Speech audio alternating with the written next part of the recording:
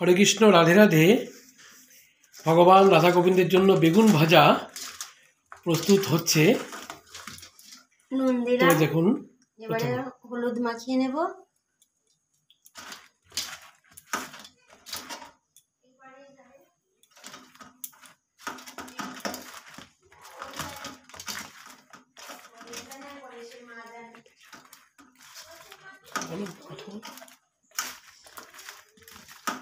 হলুদটা মাখানো হয়ে গেছে।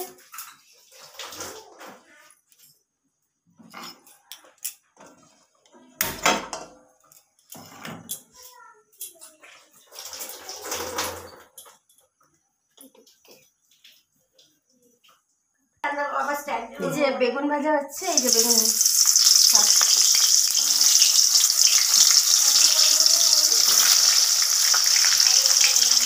এই যে গরম গরম বেগুন ভাজা, এই যে একটু ঢেকে দিলাম।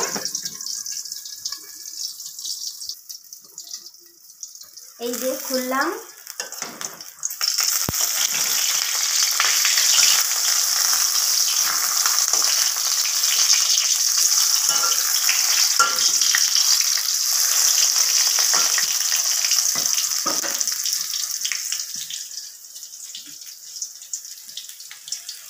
এই যে এদিকে আলু সিদ্ধ রান্না,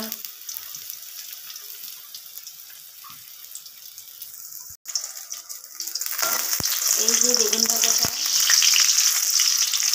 দিচ্ছি, এরপরে পুরোপুরি হয়ে যাবে।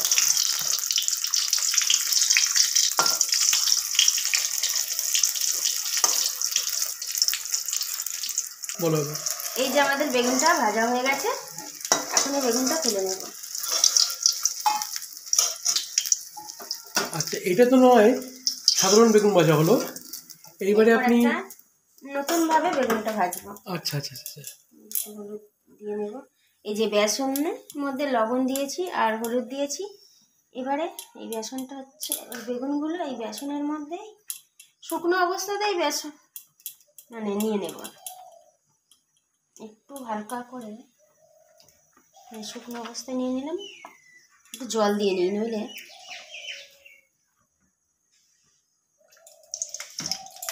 বেসনের মধ্যে দিয়ে এটাকেই একটা একটা করে ছাড়বো।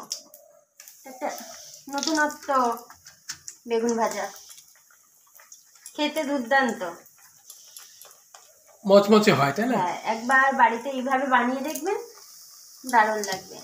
শুকনো বেসন, তার মধ্যে হলুদ আর লবণ মেশানো থাকবে, সেটাকেই একটা একটা করে যে কটা আর কি ধরবে সে কটা থাকতে হবে। বন্ধুরা, এবারে আমি ওটাগুলোকে উল্টে দিচ্ছি, যেমন কালার এসছে মচমচে।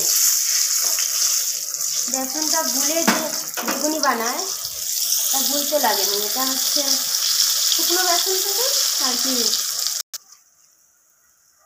হয়ে গেছে? হ্যাঁ, হয়ে গেছে। এবার একটা একটা করে আমি নামিয়ে নেব।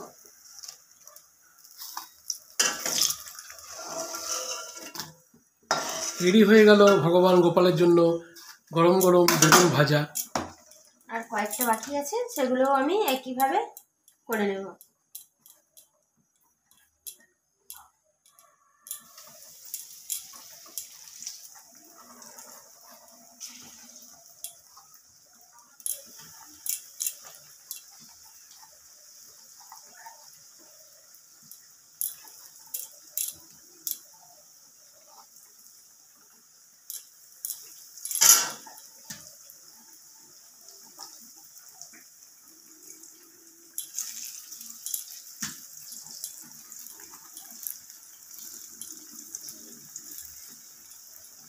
এই যে আমাদের বেগুনিটা পুরোপুরি কমপ্লিট হয়ে গেছে, মচমচে খাস্তা।